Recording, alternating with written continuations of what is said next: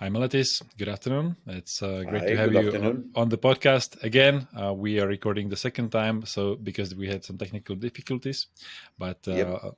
I would like to ask you to start, please, by introducing yourself. For those that don't know you, tell us a little bit about yourself and what do you do. I'm Meletis. I'm the organizer of Fellas Rally and promoter of the FIM Europe Rally Raid Cup.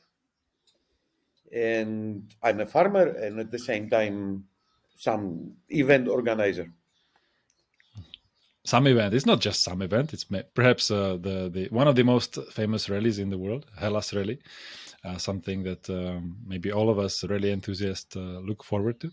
Hellas Rally 2025 just finished 2 weeks ago. How are you? Is it like back down to earth, or you're still running on fumes from the event? No, I mean, for us, it takes about 4 or 5 months before the rally that we start working on it, and at least 1 month after the rally. Uh-huh. We Okay. have several things to resolve. We have some roads to repair. We have payments to do. So I think we will end with a rally on the 25th, end of June. Mm-hmm. Okay. Being a farmer, does it influence like when you can actually run the rally? Because I imagine doing this, you can't attend to your daily job, to your farm. I grow vegetables. They don't complain that much. Okay, so at the moment you're not collecting anything yet, but yeah, okay, I got it. When you're not working and you're not preparing the rally or cleaning up after the rally, what do you do for fun to relax? Mountain bike. Mountain bike. Okay. Yeah. So you scout the tracks on mountain bike, or No, what no, kind of ride? that's not possible. No, I mean mountain biking is only for fun. It's nothing Okay. to do with the work or with the rally organization or with the European Cup. It's just fun. Hmm. It's my hobby. Hmm. Okay. Do you have an e-bike, or like what kind of bicycle do you ride? I have both. I have both. Do I you just take out? found a new e-bike is giving you the opportunity to do a new sport, which is climbing Uh-huh. with a bicycle, which is not possible with an acoustic. Yeah. And I have to remind everybody that I'm old. I'm 55 years old, so and not in the best shape. So e-bike is a good thing for old people to enter the sports again.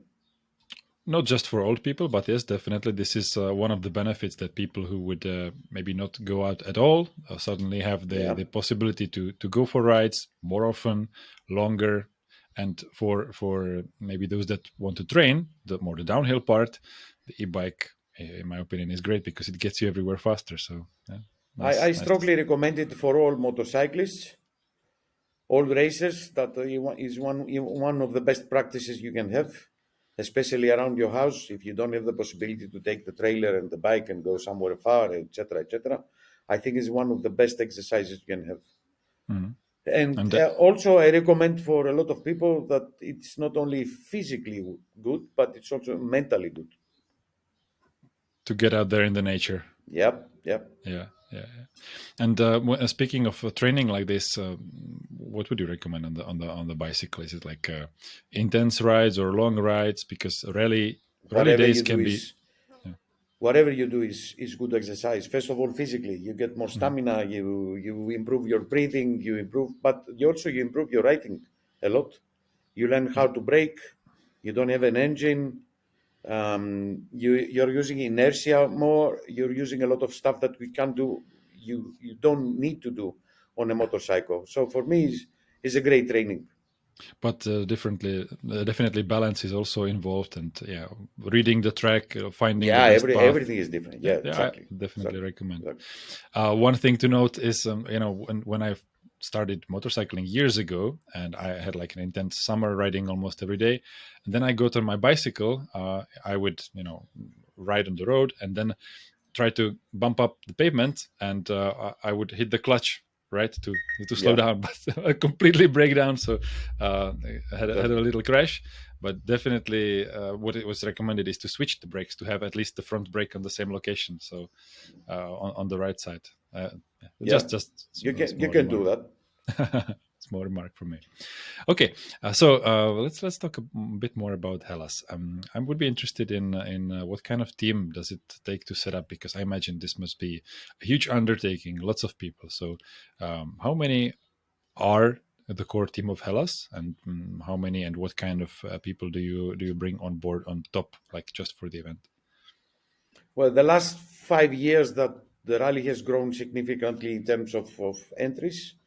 We have 64 people full time, and we usually occupy around 90 to 95 safety marshals in the stages. So this is 60 plus 95? Yes, 60 plus 95. Wow. The 95, of course, they are not full-time people. They are marshals. They are working. There are always people that live close to the stages and from small villages around the place, etc., etc. And depending on the area we are, some people come for second time or third time. But this is outside the main team. The main team, including the paramedics and excluding all the media stuff, is around 65 people every year. Okay, so those are there for like the 2 weeks of the rally to prepare to clean up. 10 days, always. 10 days. Yes. Okay. And the media part, how many photographers are there? Because there are always these amazing pictures from Hellas of all the riders. Depends on the edition. The permanent staff is actionographers. There are always 3 or 4 photographers, and they share the track along with a video team. That's another 6 people. So we have a crew of 10 to 15 people always taking care of the media. Okay. And do they pick their own locations to take photos and videos of, or do you recommend some spots to make the best pictures? Jana and Anton are one of the most experienced crews I've ever seen in my life all over the world. And they can understand even from the map where they have to go. But we make some picking for them when we do the final scouting. We have a better idea of what is nice to be or not. And the good thing with Hellas is that the selection of the stages and the scenery is always nice. So you will always find good photo spots to have to take a great shot, like the ones you see this year or last year. So yeah, okay.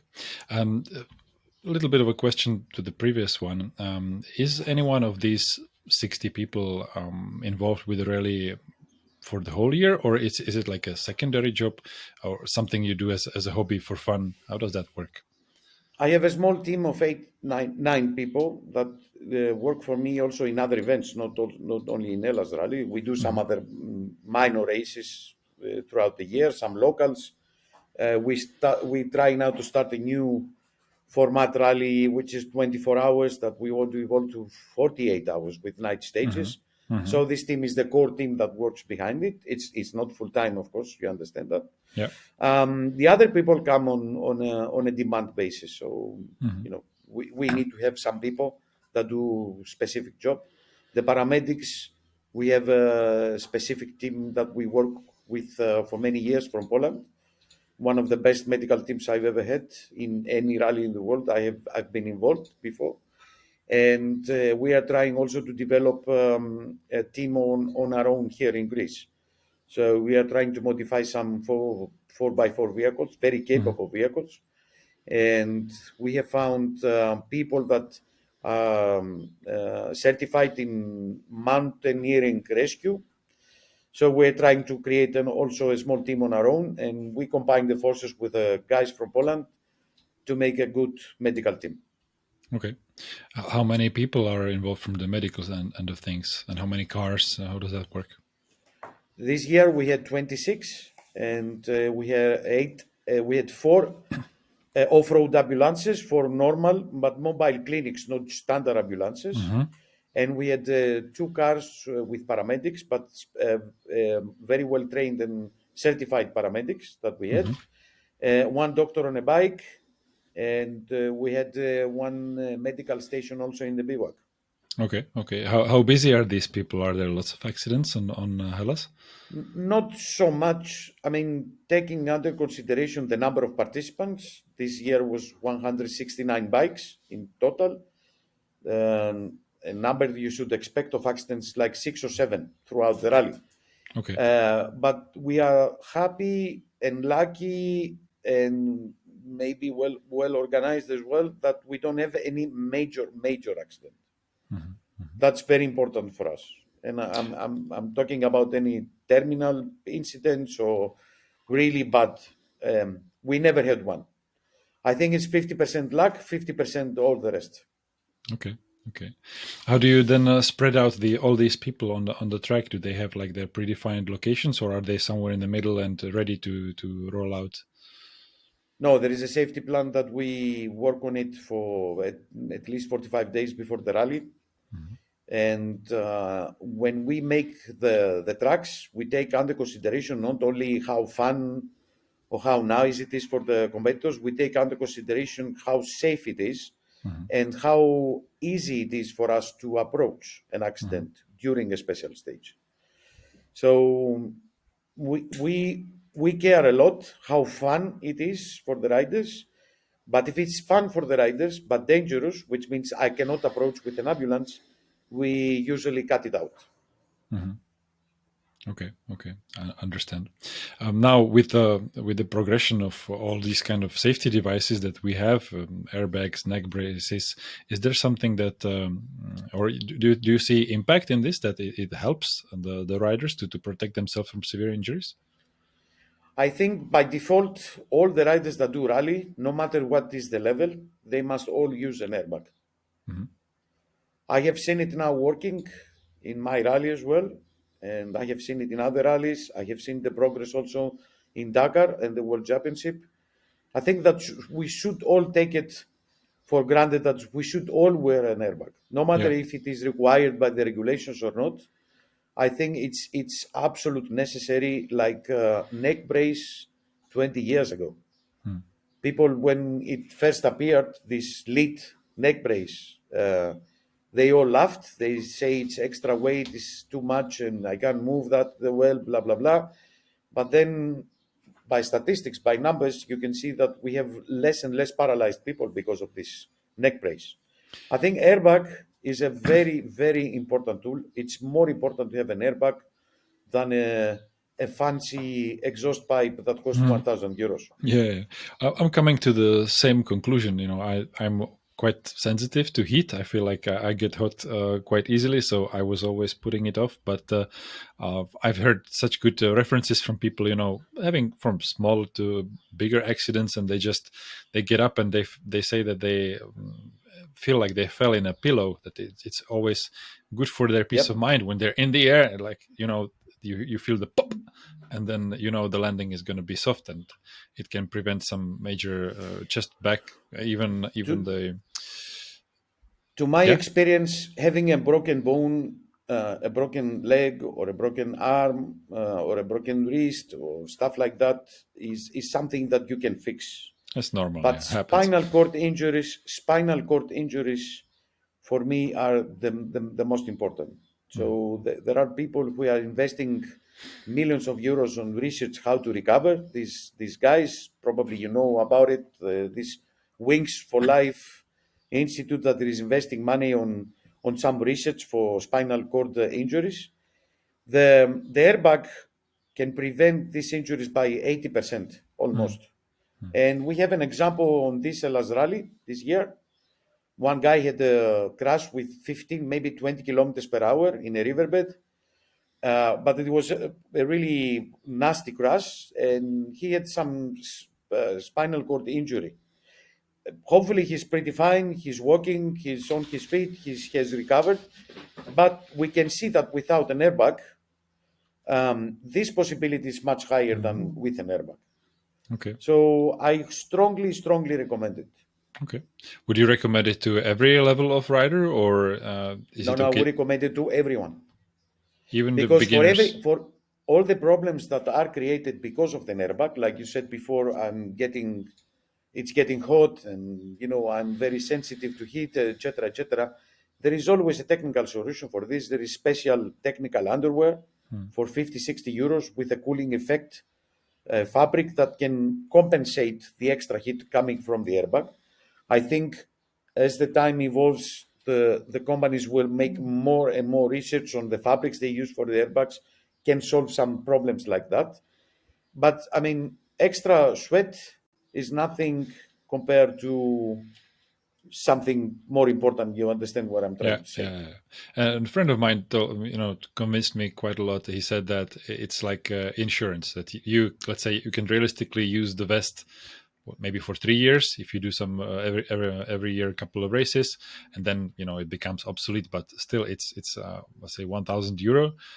Maybe you pop a few of those cartridges, but over 3 years, it's not that big of a deal, So No, I think, because I see people of all kind of levels. In Hellas Rally, at least, we have professionals and we have complete amateurs, we have newcomers, we have all kind of riders in this rally. I'm sure that 90% of them can cut some budget from other things that are not so important for the safety. They are only important for the image, a good photo, like a high-level carbon tower, which costs like €1,000, and at the same time you have an option for €400 for a simple aluminium one. I would cut some budget from that kind of stuff. And maybe you don't need your wheel hubs to be colored. You can use the standard one. You don't need fancy extra fancy wheels like the professionals do, because you don't need it. You need fresh tires, good brakes, a good helmet, and an airbag. This is more important than anything else on a bike.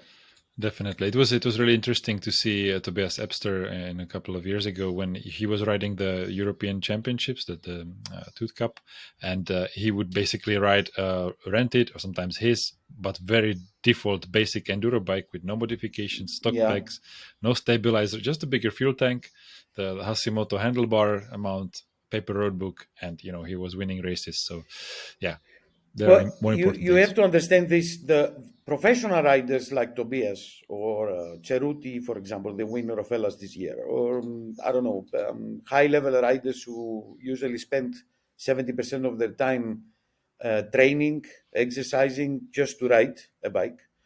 They are on a much better physical conditions, more prepared. The reflect on an accident is different. The behavior of their body is different during an accident than a rider who's complete amateur and usually drinks beer, eats sausage for the whole week, and then decides one day to go to Hellas Rally or to whatever rally and do a rally of 7 days and 2,000 kilometers. There is a difference. You understand that the support these professional riders have is much different, because if you can see with your own eyes the rehabilitation center of Red Bull in Austria, you will be amazed. It's like a space center. It's not a typical medical center. These guys have different support, different kind of doctors. They don't go to public hospitals. That's a different story. For the amateur rallies, for the amateur riders, in rallies, this kind of safety is more important because they don't have that capacity. They don't exercise that much. They don't have doctors behind them. They don't have teams behind them. And for me, this is more important. They should be more sensitive to that kind of protection for their own selves than the professional guys. Okay. Speaking of the top riders here, were most of them wearing airbags? So have you noticed? Or no, some of them don't. Yeah, I think so. Don't. I think if it's not obligatory, they don't. No. Yeah. Okay. Okay. A professional rider is a professional rider, and the understanding of the level of risk they take is different than the amateur guys. The amateur guys want to go race 7 days, then go back home, show the pictures to their friends and the girlfriends, and then they go to work. They go back to their family. That's a completely different story. That's why I'm pointing out that it's more important for the amateurs than the professionals. Understood. Other than the medical staff being on the track and the riders having good equipment, what else are you doing to ensure the level of safety at the Hellas and your other events is very high? The marshals, the number of marshals in the stage. This is very, very, very important for us. Not only to make sure that we minimize, because it's impossible in a range of 300 kilometers in a huge area to make sure 100% that there is nothing in the stage, because we don't do motocross. So you can see a wild boar, you can see cows, you can see sheep, maybe a forgotten farmer with a car parked somewhere. That's impossible to avoid. Because we live in Europe, we are not in a desert. That people need to understand the difference. But we make sure that at least 95% of the stage is completely clean, and the rider can be focused on the stage, not on what is the traffic coming on the opposite direction. This is very important. Okay. The second one is, even if we have a problem in the stage, we need to have the feedback. If you don't have anyone in the stage, you don't have any feedback. So now we have the feedback, and we know, for example, if there is 50 cows just crossing an area, we can at least inform via the tracking system the competitors what to expect. Some of them, they get the message there are animals in the stage. When they arrive, their animals are off. They have gone to the valley. Still, they have the information, so they take care. So that's the most important thing for us. Is there someone going through the track the day before or the morning of the event? Yeah. The day before, yes. There is a bike before. always. Yeah. Okay. Not to check the roadbook, but to check the situation in the track and avoid any problems. Still, despite the fact that we have so many people in the tracks and we have one rider going one day ahead of the rally, check the situation in the tracks. This year, for example, in day 3 of the rally, we had a fallen tree, but fall in the night. So that's impossible to avoid. You understand that? Yeah. Also, it's impossible to avoid any consequences by the weather. We can't. I mean, we can persuade a lot of people to accept the rally. God, it's impossible. So it can rain. That can create a problem early in the morning or late the previous night. This is but this is rally. You should expect the unexpected anyway. Yeah. Speaking of weather, as I understand, you had to cancel one of the stages this year. What happened? Yeah. It was Saturday that we had to cancel because the rally should start at 8 o'clock in the morning. There was rain that started midnight and rain non-stop until 6 o'clock in the morning. So 6:30, we had 4 different off-road vehicles, very capable vehicles. So we have an idea. Checking parts of the stage, not how difficult it was, but how possible it is to reach with the ambulance inside the stage. And by 10 o'clock, we were 100% positive that there was no way we can recover an accident. I don't care if people get stuck and push the bike or fall down, and you understand. But if there is an accident,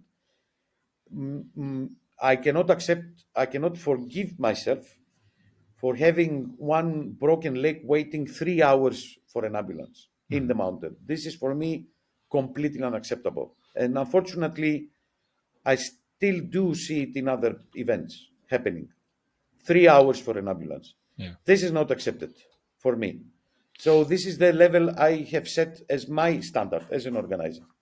So first you postponed the start and then you decided to cancel. We decided to delay and see if the situation could be improved. By 11 o'clock in the morning, we see it was impossible. We had to wait until 2 o'clock. So it won't be a stage anymore. It would be fun of 50, 60 kilometers to start all these people and get them back before the night. And we think, and after also a very big marathon, difficult marathon day that we have this year, it's better to cancel, and to my surprise, nobody complained about it. Yeah, I heard from a couple of people. Everybody was happy. Yeah. It was all the circumstances made it like, let's have a break. But then it was just the last day, right? Just the epilogue. Okay. That was the schedule. You know, we can't change last minute the permits, the insurance, and everything, and modify the roadbook or make parts of this stage and that stage. It was in our mind to combine this 45-kilometer special stage that was the last one with some kilometers of the day that was cancelled, but it was logistically impossible to do. Yeah, I figured. Okay. The Hellas Rally is considered the biggest rally in Europe and for sure the most competitive. Was that always your aim, or how did that happen? How did it grow? No, my target was not that, no. My target is to build a rally that is accessible from everyone, that is open to new people, because the idea behind it is to show to more people that rally is a good sport. So people coming from the adventure riding scene and people coming from other sports like enduro or motocross should know that this is possible, and should know that this is possible also in Europe. Because in the desert, it's the de facto. The big rallies happening in Morocco, Tunisia, or Saudi Arabia or Algeria. Yeah. We wanted to show that it's possible also to do something in a European country. And the most important thing that nobody understands is that having a good rally in Europe is more important than having a good rally in the desert, because in Europe your lawyer matters. Do you understand me? What I'm trying to say? It means that if a competitor, if an organizer completely screws up everything, there could be a lawyer in Belgium, London, or Paris that can ask for something. That is not happening in Morocco or in Tunisia or in Algeria. Your lawyers don't matter there. And I always wanted to point it out to people that you cannot fuck up so easily in Europe. It's impossible. There is a legal Consequences status. are higher, yeah. There are consequences that are high. So you can neglect everything and do whatever you want. Okay. You mentioned that you make also other events. I saw that, first of all, Hellas had an adventure class, some sort of light option. Yeah. Then you had the Hellas 24. And then I think Yes. you're doing also some enduro races. Can you tell us a bit about No, these but other events? it's local championship races that we won't do. We will never do again. And but we are targeting to another major international event, more to enduro type, not rally, not another rally. I mean. Okay, there are quite a lot of rallies in Greece. There is Olympia Rally, there is Ceres or Greece Rally. Do you collaborate with these guys? Do you know each other? We know each other, of course. We know each other. We are a very small country. Everybody knows each other, but no, we don't collaborate on this. No. Have you considered making like a Greek rally championship, since you have at least these three big renowned events? We have a Greek championship, but we don't include these rallies in this championship. We do local races, weekend or daily races only.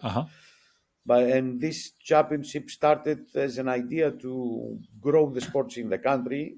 That sports, by the way, in Greece used to be big in the past, before the big financial crisis. We used to do weekend races with 200 people. And that went completely down after the crisis. And now we see an interest growing and growing again. So maybe this will be, the first step to bigger events. And the nice thing is that we are very proud of it, is that we see now professional teams growing in Greece, from Yamaha Greece, from Suzuki, from KTM. They are getting now enduro riders. They're trying to convert them to rally. And I'm sure some of these guys, if they find the budget, they will follow other bigger rallies as well. So these weekend races, are these roadbook events or enduro events? Yeah, roadbook events. That's really nice that you have a championship like that. That's amazing. And I'm a little bit jealous, because no other country, I think, has this. Perhaps the UK have their rally moto. UK, they don't have races. They don't have this kind of touring events, because they have big problems with permits. But Italy has one, which is very Italian style. The special stages are like 15, 18, 20 kilometers long with roadbook. So it's more enduro with roadbook, not rally per se. But they are still making, it's like a great school. You see the Italian riders coming from this championship. They are doing very well in big rallies, like Ceruti, for example. Ceruti started his first big rally was Hellas in 2015. And he was fighting against Sam Sutherland and Matthias Wagner, Stefan Svitko, and Yankee Prada, big, very experienced riders. He won the rally, the Hellas rally back then. He was really fast. And now he's one of the top riders worldwide. He's an official Aprilia winner of Africa race. Yeah. I know about some of these countries which have much stricter restrictions on road usage. That they do it in a way that you have like a bigger loop, but it's not competitive. You just ride regular roads on the roadbook. And then you have wherever it's possible, wherever you have some private grounds, like you said, these 17, 18 kilometers, those are then measured, special stages, and then they compete on that. I think it's not a bad model for countries where it's not possible to run a 300 kilometer stage. So at least something is happening. I definitely applaud the effort, and it's good. I wish we had something like that in my country. Yeah. Okay. Then you mentioned that you are also a promoter of the European Championship. Can you tell us a bit about how that's going, how it's growing, and how it started? I think we are growing very well on this. The idea behind of this, because there was no European Championship before, so it was my idea and proposal to FIM Europe to start something like that and have 3, 4, or 5 rallies per year.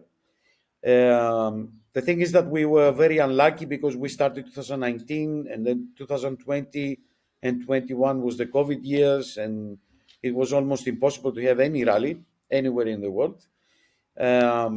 I think from 2023 it started growing. The rally in Spain is getting, Galicia Adventure is getting bigger and bigger every year. We are trying now to grow the rally in Romania, which is a really great race and in a really great place. And we have a new cover in Portugal that we also try to grow. And I think if not this year, but next year, it's going to be a more solid championship, and maybe we have more support from sponsors to help it. The idea behind it is to have a very specific framework, which means that some regulations, some standard penalties, some standard format, some standard quality on the roadbook or the tracking system or the safety measures will be the same, so the people know exactly what to expect. So it's not a matter of improvisation of each organizer, but it's like a solid framework. And the difference is the bivouac, the stages, that kind of differences. I think we have achieved up to a point not bad at all. We don't have the means, the financial resources that the World Championship has, of course, we understand that. But at the same time, they are all rallies that cost maximum 1,500 for the entry fee. And they are providing a very good framework behind. So I think it will grow. That's the idea. And to kind of enforce or support the standards, is that your role or who does that? I work very closely with a rally commission in FIM Europe. So we are trying to establish solid regulations, simple regulations, easy to understand, not very complex. We are not asking for stupid, silly stuff like in the World Championship now, for example. In order to be in Rally GP class and get points, score points to the classification, you need to pay extra money. So this is not what's happening. The organizers of the European Cup pay nothing to the promoter. So whatever I do is based on my own resources until some sponsors come in. Also, the media we provide is for free, paid by the promoter. And we think at some point, all 4 rallies will reach the same level. Same level of participants, same level of organization. Okay. What are the differences between these rallies in terms of terrain and in terms of attendance? Can you talk a bit about how many people go there? For different countries, for different terrain, for different style of organization, this is completely for different kind of bivouacs, for example. But at least at the end, you get the same thing. You get what you get. You get the same tracking system. You get the same quality of roadbook. You get the same regulations. You score the same points. You know exactly what to expect. If you were to point out one thing to look forward to at each of these events, what would it be? If we start with Hellas. Say that again. Like the one thing to highlight, to point out as a great about each of these rallies. What's Safety. the best thing? Safety. Okay. because it's in the regulations. I meant like one of each. For example, that Hellas had a bivouac at the beach. Romanian rally, as far as I know, it's pretty fast. So, like, what is the one thing that you can point out that we can look forward to? Sports-wise, the difference is Hellas and Spain are more technical in terms of stages. In Spain, for example, there are no quads, no SSV. It's impossible, and it's almost impossible to complete the race with a big bike in Spain. Mm-hmm. In Hellas, it's more mixed match, still technical.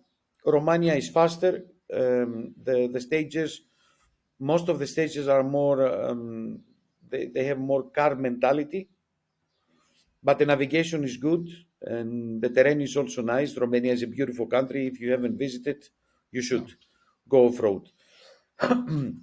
Portugal is a country that has really, really, really beautiful stages. It's been proven historically by World Championship rallies, by great Bajas, by stuff like that. The organizer is very experienced. It's the first year that is going to happen, so I will highlight something next year about this race. The race was set up for 2024, but it was cancelled. It didn't happen. Yes, it didn't happen. Can you tell us what happened? Why what went wrong?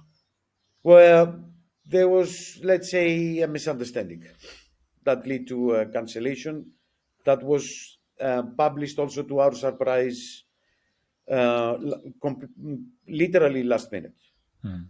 Yeah, because a lot of the riders that tried to attend the whole season, and they were looking forward to the last event, and it didn't happen. I know. Yeah, it was okay. I know. Good. And now let's go back, perhaps a lot. How did you start with rally? What was your first contact with Roadbook? I was racing myself. Mm-hmm. Not much talent. I recognize that. So at some point after an accident, in a race accident, I decided to continue somehow be involved in racing. For me, Roadbook is a top-notch game because you don't need just to be fast. You need to be smart. You need to control yourself. You need to do a lot of stuff at the same time. That's why I consider it the pinnacle of sports, of motorsports. And I mean, rallies and roadbook rallies. And the first time I saw a roadbook was by accident in Tunisia. I was just doing off-road with some friends, and without knowing, Dakar was crossing the area with a bivouac in Xarkilan. And it was the first time we saw some roadbooks throw in the garbage. So then we understand what roadbook is all about. And then when we drive back, we said, we have to do something about this because we start understanding the idea, started looking what is Dakar and how it's happening, because we knew Dakar as a name, but we never knew the details behind it. So after that, it was just a matter of time to start happening and evolve to something. Mm-hmm. How was the first event? Was it like a Greek only, or was it international? No, it was Greek only. 2004. 2004. Okay. Yeah, but I did some rallies from other organizers in Europe. I participated. I mean, I also helped some other organizers to do their own rallies in other countries. I got involved in the local championship when we initially started it, and actually my first attempt to organize something was not Hellas. Was years before Hellas. With a Bulgarian organizer, we had the idea of doing the Dakar for the poor people in Balkans. So we organized for 3 years a rally that started from Albania, crossing North Macedonia, Bulgaria, and finished in Greece. 11 days rally. Wow. With a roadbook. Yeah, that was very difficult to handle. Unfortunately, we are all Balkan people, and getting together, it's not the easiest thing in the world. And this project just went down, and I said, I mean, I can do something in Greece that I can control. It's my country. So this is where we started with Hellas Rally in 2011. 2011 was the first international edition of this race. But that sounds wonderful. Dakar for poor people. I would sign up to that. Well, I know that many people would do. The impossible thing to do is get 4 organizers in the same table from 4 different countries in the Balkans. I just pointed out in the Balkans and work together in one rally. I'm always open for such a project. For me, it will be the best thing you can do is that in the Balkans, because we have plenty of space in some of the countries to do a big rally. But the most chaotic factor in everything is humans, and that's a big problem that I can't solve. Yeah, of course. Maybe at least connecting too, but that's maybe for the future to bring. Yeah. Okay. So nowadays you spoke about very high standards for safety, for organization, for medical and everything. Where do you take inspiration from? Where do your high standards come from? Common sense. Common sense. Yeah, you don't need inspiration to understand what safety is all about. If you know your tracks, if you know where you are, if you know what you do, it's just common sense. You can understand what you should expect. You can understand how fast you can react. You can understand that. Everything else, it's only money. You need common sense and the budget to pay for it. If you don't want to pay for it, you don't do it. Because all organizers do understand the level of risk and do understand where this accident can happen. Because I don't believe that it can happen anywhere. You know exactly when you do a roadbook where it can happen. At least this is what my experience says. The most of my accidents in Hellas Rally happen in the places that I expect to happen, and for the reasons I expect to happen. So this is accordingly, we modify the safety plan during the rally. This is one of the factors that we use. But when you have 200 entries, you can't do it with 2 ambulances. It's impossible. You can't do it with pickup trucks that you put a stretcher on the back and just go to the hospital. This is impossible.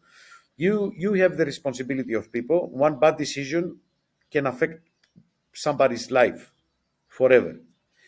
And this is not what I want to do. I want to go to sleep every night with my peace of mind, because fun is fun, but at the end, if you have an accident, there's no fun anymore. You forget about the fun. And so I need to make sure that everybody's back and they all have fun because of this. Understand. That's very reasonable.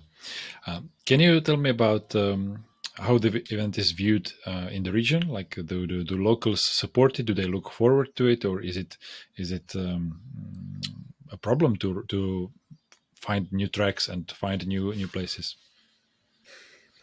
Look, there is no local community anywhere in the world that wouldn't accept a rally that brings about 800 people for 10 days, which means with an average expenditure of 100 euros per person per day, the turnover could be like 600,000 euros in an area. Especially when you do an event not in the high season in a touristic area that they don't care because they have income anyway. It's always important. How difficult it is very difficult anywhere in Europe for 2 reasons. One is the number of participants, because you don't have one race. If you have 200 participants, you have 3 races at the same time. If you can check on the tracking, you have a group in the front, you have a bigger group in the middle, you have a much bigger group at the end, and the time distance could be more than 3 hours, first to last. So, of course, when you go in a village that for 12 months a year, it's completely peaceful with 10 inhabitants throughout the year, suddenly there is noise everywhere, there are vehicles everywhere, people coming, going, etc. There is a shock, of course. We do a great job, though, beforehand. So we come in contact with all the small villages, with the local governments, all the local authorities, so everybody knows when and where the rally will happen. Still, for some of the people, you understand me, there are, for example, farmers that we have to stop the traffic for 3 hours, and then they go to their animals or to the farm or to their crops, etc., etc. sometimes they feel discomfort about this, but we are completely legal with all the permits, and it's only a matter of negotiation after that. We always have problems. There is no way you can't have problems unless you are in the desert. In the middle of the desert, you don't. So you go to the cities, to the towns, and you go through like the mayors of the local areas, and then you go to the individual owners, or they kind of deal with that on their own. We start from top to bottom. So we always get, we have already, for example, for 2026, we have already the permits from the local prefecture, which is the biggest area. Even if we don't occupy all the prefecture area, we have to go to the local governor first. Then we have to go to different mayors. Then we have to go to minor village, let's say, vice mayors. So there is a huge number of people that we have to come in contact with.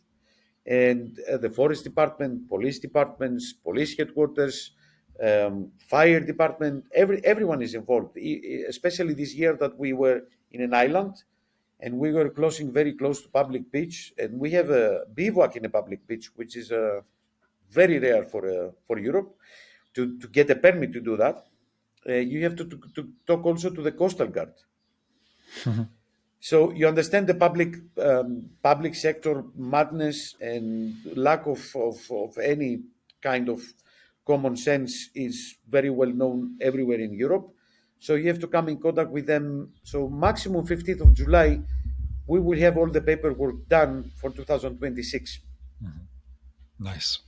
And that's the way you avoid bigger problems. So we don't have people throwing stones or stuff like that.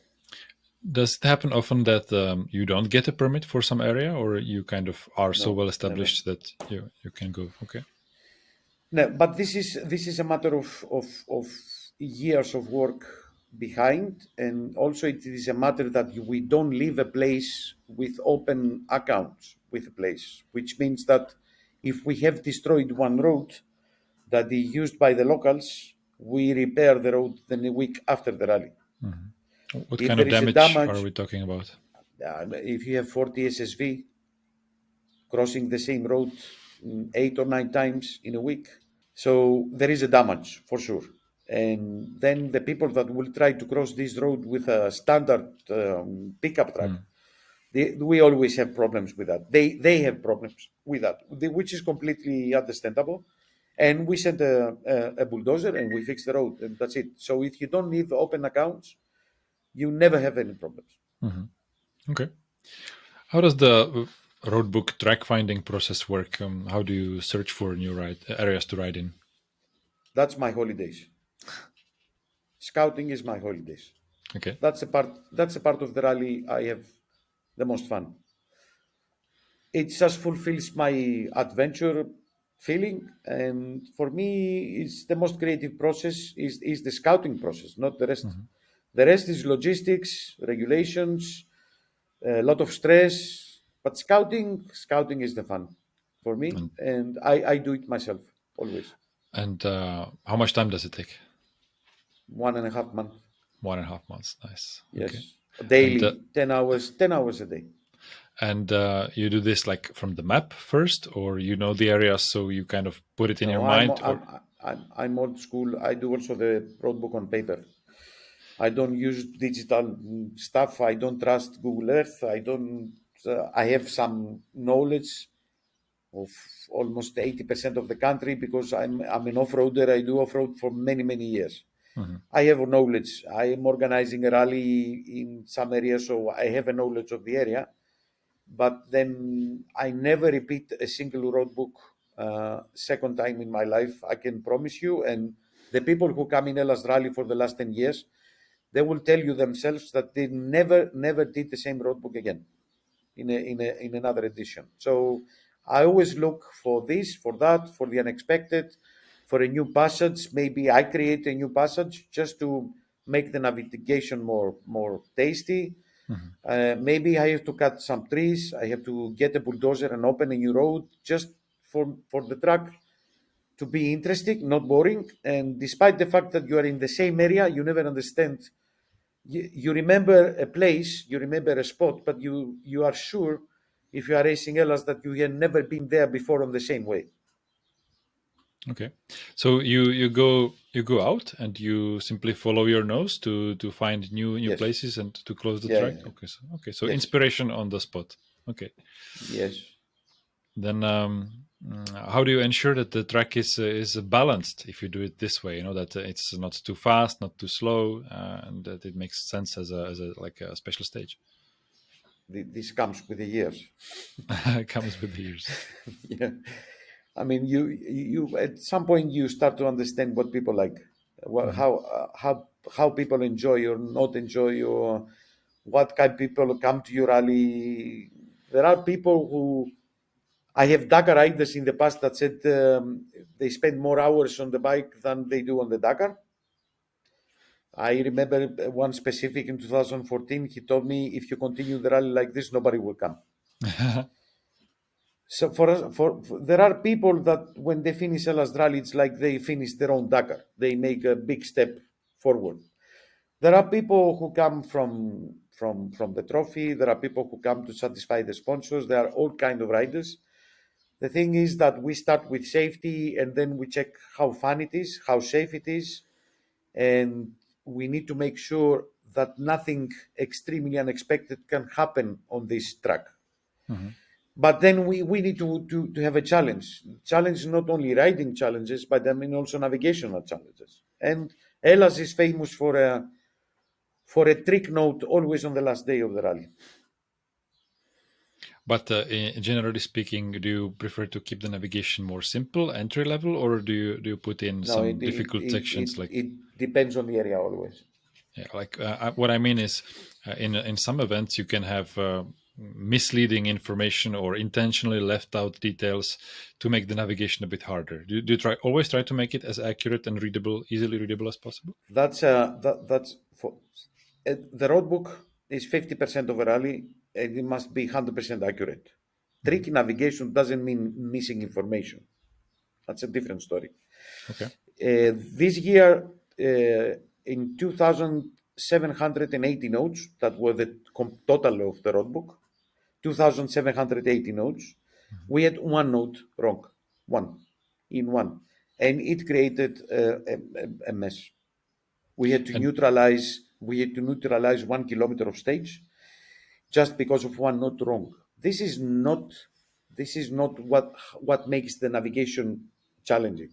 Challenging navigation means to find passages tricky, misleading or missing information is a mistake. It's not challenge.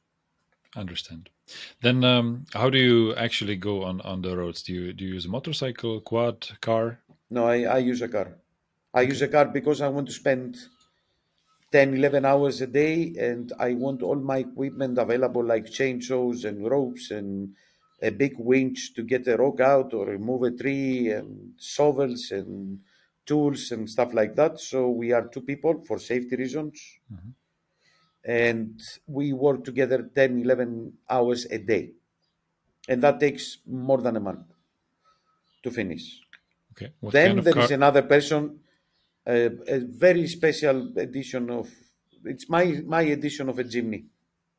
Suzuki Jimny. Yeah, that's a wonderful and potent car. Yeah. Yeah, very small, very capable. It's a very Meletis edition of Meletis edition. Okay, I would love to see some pictures of that. Yeah, but good. Okay, so this was about roadbook tracks. What I'm also interested in, like, how do you judge danger marks? Because in roadbooks we have single danger, double danger, triple danger. How would you classify this at Hellas? How do you judge if something is 1 or 2 or 3 exclamation marks? When you're doing a roadbook with a car, in the scouting process, the average speed is very, very low. We usually do approximately 18 to 22 kilometers per hour when we do the scouting with a car. But then you need a bike. You need a bike with a final roadbook to do the check, but with an average speed of 35 to 38 kilometers per hour. In a stage that I can pre-calculate that this is a stage that the top riders will do 45 to 40 My roadbook checker should do around 35. I'm very lucky, very fortunate that I'm working with a very professional, capable rider to do the final check, who is from Italy, Ugo Flosa. He has a huge experience in racing, and he has done lots of European championships, Bajas, rallies everywhere in the world, and his perception is at the top level. So he understands exactly the danger when he's doing the final check better than me. I can understand by perception when there is a turn with a cliff and where there is this and that. I understand by experience, but you can't be accurate if you're not going with 35 average speed, which is much higher than the average speed of 40% of the riders that participate in the rally, by the way. Yeah. But you can mark the danger according to the last riders. You mark the danger according to the top riders, always. And you create the roadbook yourself in Rally Navigator? No, I have a person who is doing the depiction of the road. I make the roadbook on paper. Somebody else designs on computer. Understand. I'm too old to do that. I understand. Yeah, you're a fan of the analog and the paper. Got it. Now, but on Hellas, you have the possibility of digital roadbooks, and I believe you're using Terra Pirata. What's your experience with this side of roadbook navigation these days?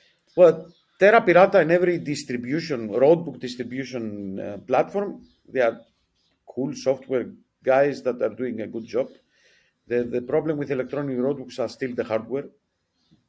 And I have seen a lot of hardware. I have a lot of hardware in my hands. I just don't trust any of them yet. There is, of course, a huge possibility for improvement.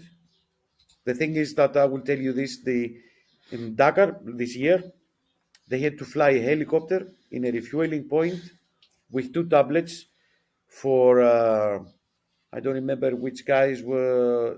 One was, I think Sarena was one, and don't remember the other guy. It was KTM and Honda guys.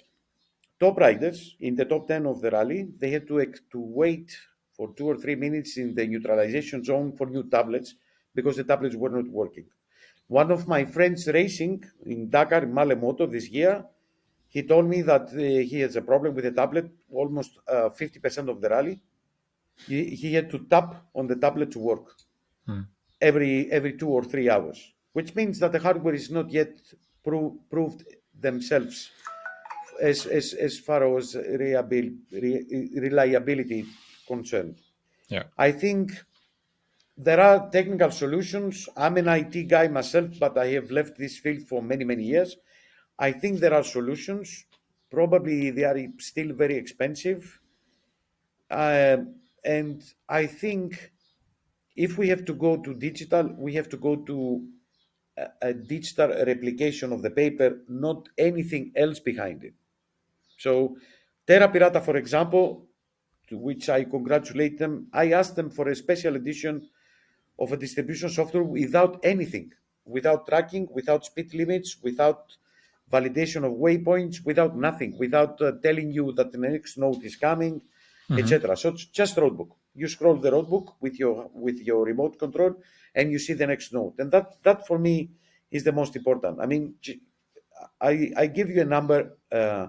I decided 3 years ago to get my own, invest money on my own equipment so I can print the roadbooks myself. First, because of the cost, and second, because of it's very difficult now to find suppliers and do that job last minute, because I always print the roadbooks 2 days before the rally, so I have time to check again and again. The cost is enormous. I mean, right now, Hellas Rally, the printing cost for the roadbooks is around 7,000-8,000 euros, because you have to print a lot and you need spare as well. And so if we would go to a supplier, it would be almost double the money. Okay. The cost is enormous. The ecological print is big, because you consume high quality white paper in 3.5 square kilometers this year for Hellas Rally, which is a huge quantity of paper. Wow. I understand this thing, but still we don't have an equal alternative technically. I know all these guys like Thog Racing and Carpater and Pista Pilot. There are several guys working on this thing. I'm not persuaded 100%. I also tested the F2R, which I think right now is is the top alternative you can find. But it's a dedicated roadbook. It's not like Carpater that it's a tablet that you can do other stuff at the same time. I think it's the best option you have. It's very expensive and still have problems, technical problems. I mean. So I'm not persuaded yet. The thing is that if the World Championship is going to this direction, at some point everybody will go to this direction, to digital. Okay, but for now, you think for the next couple of years you will still support paper and printout paper? No, definitely. For two reasons.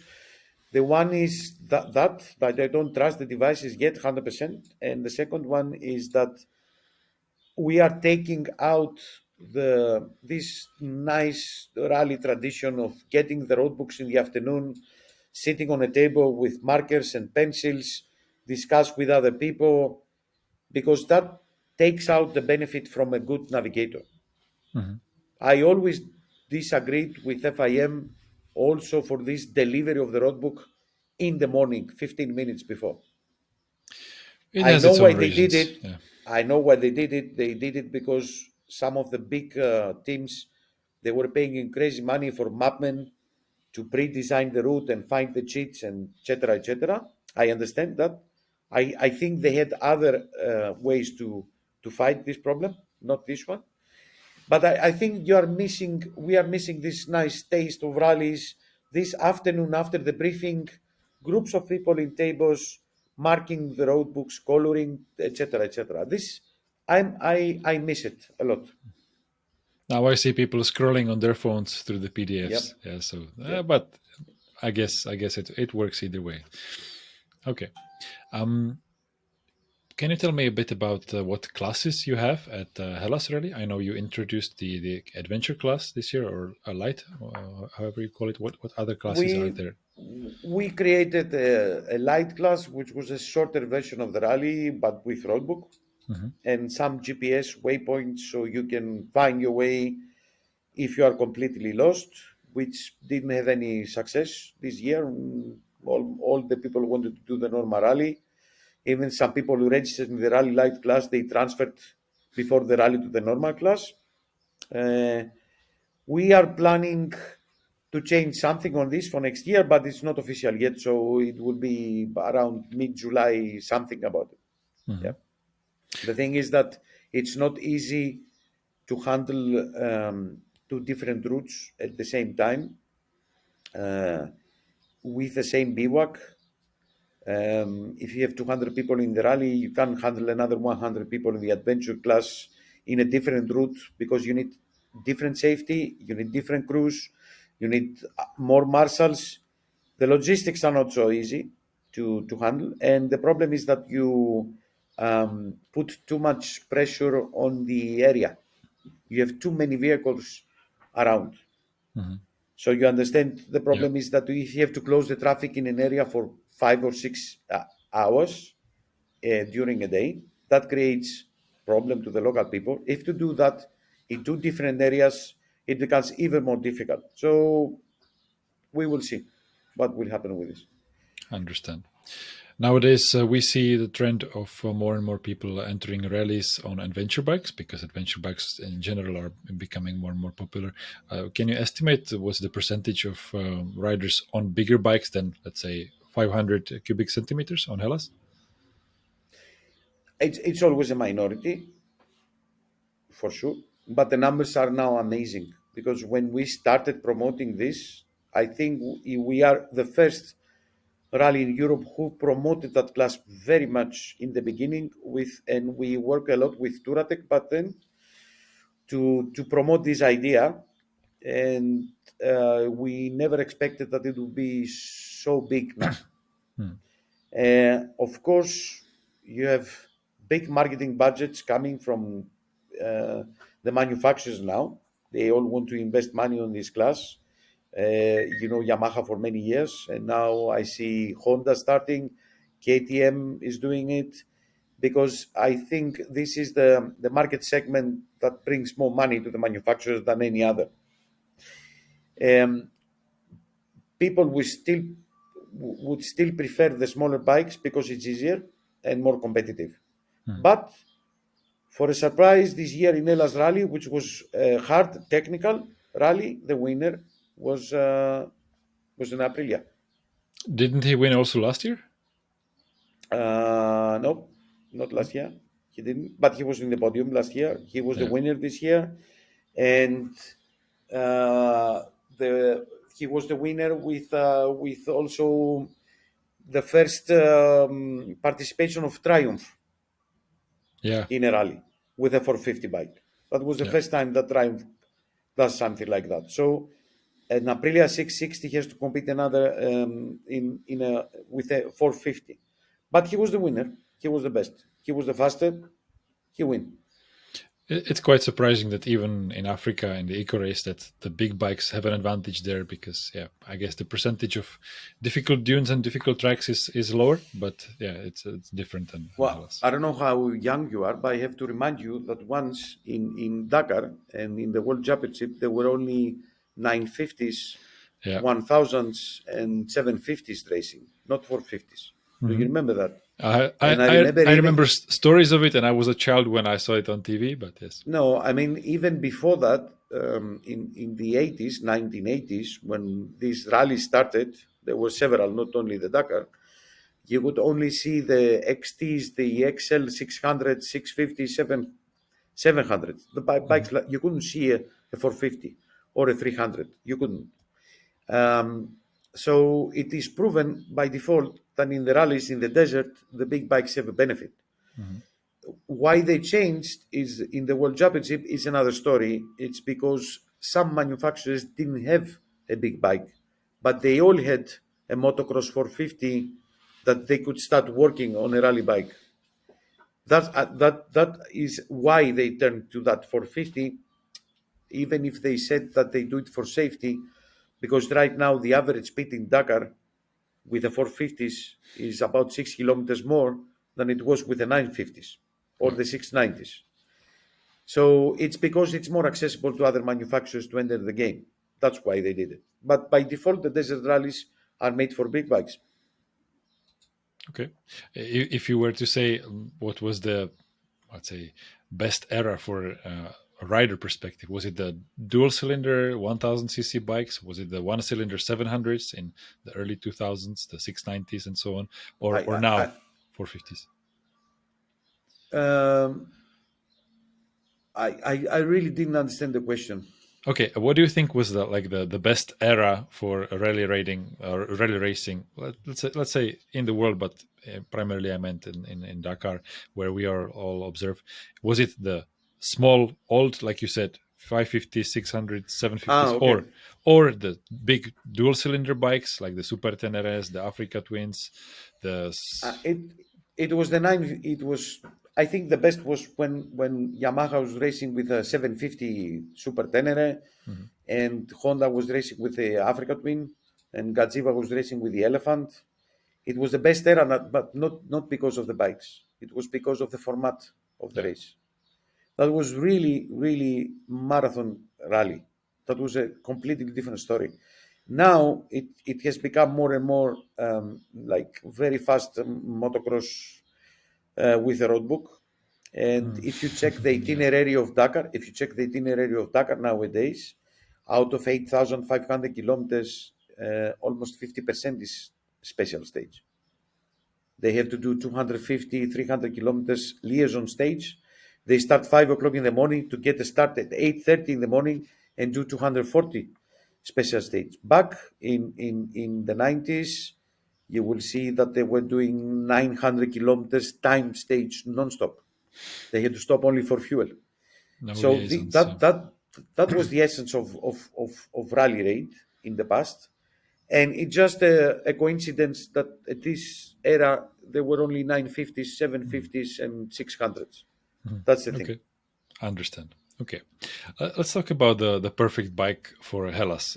What do you think is the most suitable? Like you said, it's easiest on a small bike, but if you're let's say intermediate or advanced rider, what do you think would be the perfect bike for Hellas Rally? I would race every rally in Europe with a 350. Okay. I personally, that's my opinion. But I think that for people who are using the bike for other reasons, I think a 690, a 700 single cylinder is the best bike you can have anyway, because you can do adventure riding, you can travel on the asphalt with 120. The service intervals are not so much, not so often. The damages, the reliability is high, and I think that's the best option. And I think if you are medium level rider, you can do LS rally in any rally in the world. That's Okay. for sure. Okay. I'm happy to hear, because that's exactly my bike. But curious about the 350. Yeah. Why the 350? Because I think at the same point that 350 you can do everything with this rally. You just change a tank, the suspension settings, you do enduro, extreme enduro, you can do a motocross track, and then you can do a rally. I mean, with a rally, in a rally that normal people never achieve more than 36, 37 kilometers per hour average speed, 350 is more than enough. Yeah. If you don't kill it on the asphalt, you take care when you are on road. The bike is, all of the bikes at that class, 350, 390 is perfect. It doesn't kill you. It's not so fast. It's not so strong, and it's easy going. That's why. Okay. What does the bike absolutely need to have other than fuel tank and off-road tires? To do a rally, Yeah. Like for your event. navigation equipment, and that's it. Is And there lights, because some people come back at night. Yeah, lights. Okay. Is there anything like on top that you would recommend for comfort or for safety for the bike to have? Just good suspension, good setup in the suspension. Most of the bikes now, the production bikes, have top-notch suspension anyway. Just good setup, not the wrong one. Probably a bit more higher gear ratio, so the bike is more flowy, let's say, in the stages. But you need nothing else. Nothing. Okay. Everything else is rider's equipment, not bike equipment. Do you need to have things like mirrors or exhaust mufflers at the end to The turn bike signals? needs to be, look, in Europe, because we have the same traffic code everywhere in European Union, the bike should be road legal. We ask for specific things. One is the stop light, which means the brake light, the standard lights, that you must have some lights, and we don't care about turning signals or mirrors. The regulations say you need the mirror. If you pass the technical control, you can lose it or you can break it. It's not so important. But the basic stuff, like a horn, because it's necessary, and turning the brake lights and your normal lights are important. Yes, I saw you can end up on an asphalt road after the finish of the stage at 8 o'clock in the night. You need lights there. I saw on the bikes that returned from Hellas, the Romanian bikes, that they had fire extinguishers mounted to them. Can you tell me? That has become mandatory for us since this year, because we see last year why do we need it, and in 2022 in Hellas Rally we had 2 incidents, and it's been proven that it's safe not only for it's safe for the environment first of all, but it's very safe for the rider. So we push not a fire extinguisher, it's a fire stick. It's the specialized devices, very small plastic, that work like a 5 kg fire extinguisher CO2. And we have tested it before, taking the decision, and it works perfectly. So in a rally that usually takes place in extreme heat, in a country that is devastated by wildfires almost every 5 years, it's the minimum we should ask, because the cost is completely zero. It's 50 something euros to have it. It's nothing. And it also takes care of your bike. And is this something enforced by you or by the government, or where did it come from? No, it's enforced by us. Okay. By the organizer. Yes. Can you get this extinguisher or this fire stick on site, or you have to buy it in advance? You can choose. We said we had the option to find something on a decent price for the people who pre-ordered. They pre-ordered. They just bought it on site. You can find it everywhere in the world. You can find also in Decathlon. Oh, okay. I didn't know. That's nice to know. Yeah, the fire sticks are used also in canoes and boats and stuff like that. Mm-hmm. I would like to ask a couple of questions about newcomers. Would you have any recommendation for a newcomer that would like to come to Hellas? What should they expect? What should they bring for the bivouac, or what is absolutely not necessary? There is nothing different to newcomers than people who come for many years. It's the same recommendation. The bivouac is always in a place that can offer hotel accommodation. Mm-hmm. It's up to you to decide whether you want to sleep in a tent, you want to camp in a motorhome, or you want to get a hotel. And we always find places that are not expensive. So you have a decent accommodation with low pricing and also the food. And this is our concept of an amateur rally. I mean, going in the middle of nowhere and with a catering, with 3 menu selection and chemical toilets, for me is not what I would like to do. I prefer to work harder and get the bivouac on a public beach. So you can go and dive in the sea, and just 50 meters away from the bivouac, there is a nice fish restaurant, local one, with great food. I think this is why somebody would travel to Greece, by the way. Why should you travel from UK and get a typical catering somewhere in the middle of nowhere and just eat whatever is served, like soup and then beans and then bacon? They have soup, bean and bacon also in UK. But they can have fresh calamari and fresh meat and nice Greek salad just 50 meters away from the bivouac. And this is my idea. That's my concept.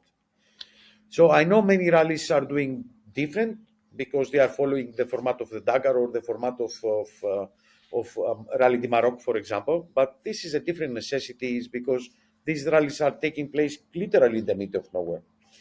You can't do otherwise in Europe, I think. And if you can, you do. And I do like that. Okay.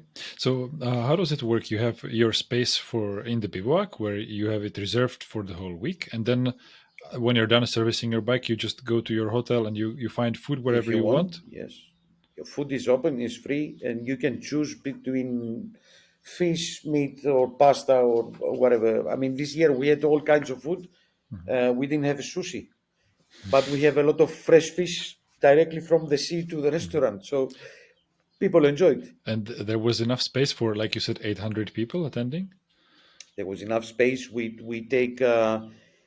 the bivouac this year was very long. It was like 2.5 kilometers long. Mm-hmm. So we managed to get the beachfront, and everybody had a view in the sea. Nice.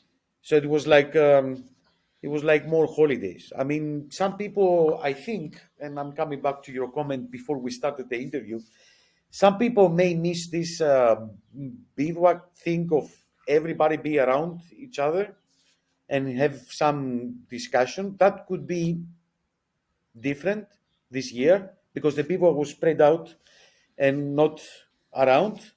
Could be, yes. But I think most of the people enjoyed the fact that they were taking pictures from the sunset with the beach in the front, and they could dive in the sea after each stage and go to the restaurant just behind them. So it's a matter of taste, I think. Okay. When the bivouac is long like that, is there any way to ensure safety? Is it closed except riders, or? No, it's with security guards 24 hours a day from Thursday when we started the administration control until Monday after the rally. Mm-hmm. So people have some kind of bracelets at their hands and only... Yes, and we have during the day we have 4 people responsible for the bivouac, the functions, the power supplies, the water, the problems that you have, everything. We have 4 people, and we have a security guard starting at 7 o'clock in the afternoon until 7 o'clock in the morning. And on a bivouac big like this, are there showers available, or is there everyone goes? There were elsewhere? showers available and chemical toilets, yes. Okay. But minimum. Okay. I must say the maximum possible in a public beach. Right. And the bikes were like off the beach on a road somewhere, or they were in the sand? We created a road on the side of the beach, on the beach front, and this area was provided by the municipality to us for exclusive use. So it was the bivouac of the rally. Nice. Okay. You can see the pictures; they are very precise. It looked very good, definitely. Good. I have also a question back to the newcomers because many, when planning a rally like this, it's quite expensive. They would, of course, want the full service, the accommodation, and so on, but they kind of are forced to go male moto. Can you speak a bit about this category, how it is, promoted, or how it works on Hellas? The male moto is not. We are trying to organize better and provide some more benefits to the male moto riders.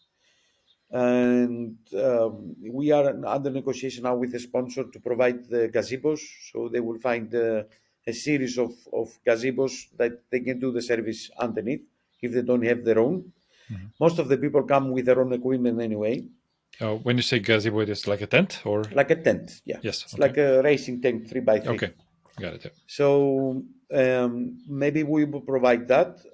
Other than that, we are not able to provide anything else. We are a very small organization to provide something like the Dakar, for example. It's impossible. I mean, the Dakar, you know what they provide? They provide the transportation of the luggage and the male, the racing box, and some free lubricants from Motul, who is the sponsor of the class. I don't believe that any of the organizers right now in Europe have that capacity because nobody is the Dakar. But we are trying to develop it more and more and give a bit more benefits to these guys. I think that next year the Male Moto winner will get also some money trophy from a sponsor. So we are working on it. Maybe some tires, maybe some lubricants, something like that. So we develop. We like this idea of this Male Moto to develop more in Hellas Rally, and we will try to support it a bit more. Okay. What are there prizes in the other categories? The entry fees, you mean? No, the prizes. If you win, if you're on the podium, are there any prizes? Oh, there is no money prize. No money prizes yet. No. Okay. Any perhaps like a discount for future attendance? There is discounts, several discounts for several people, depending on how many years they come, etc., etc. Yeah. Okay.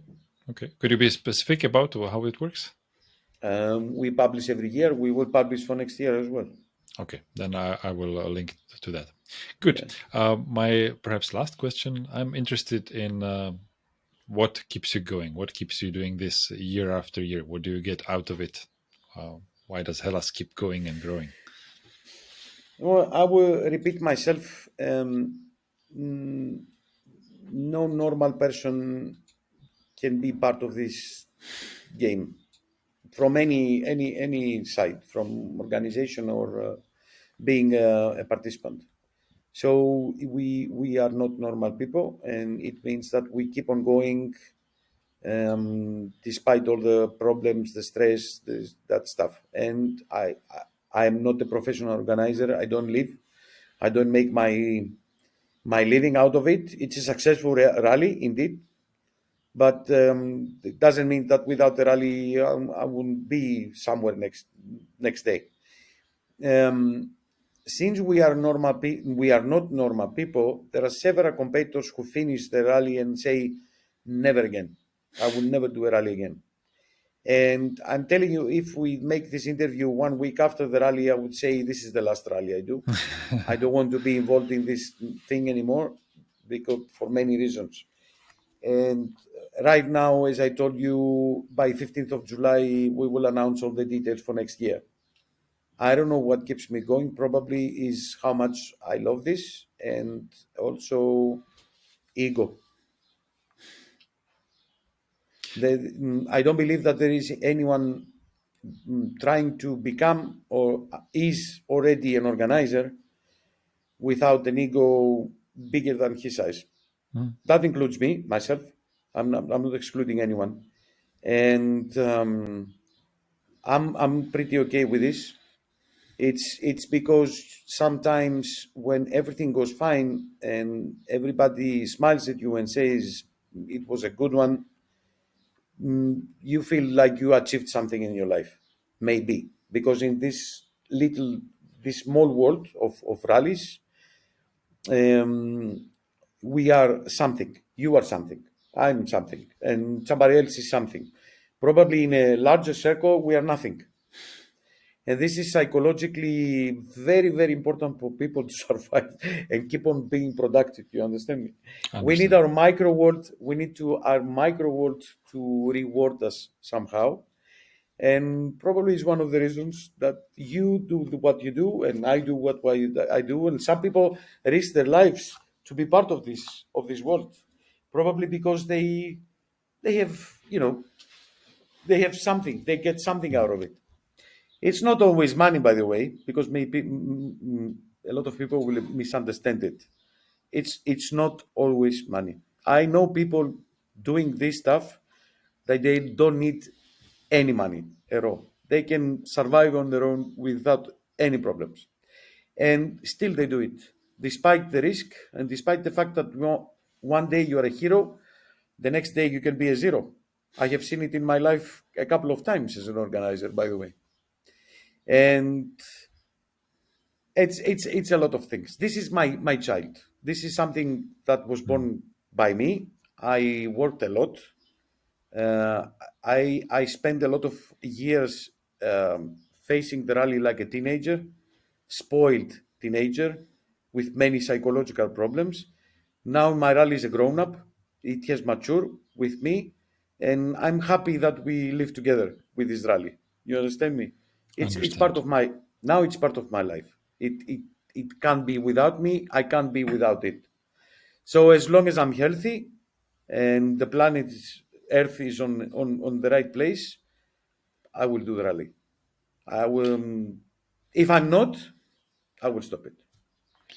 Well, I'm happy to hear, and I think I will speak for everyone when we thank you for your dedication, enthusiasm, and just keeping it at very high standards. Thank you.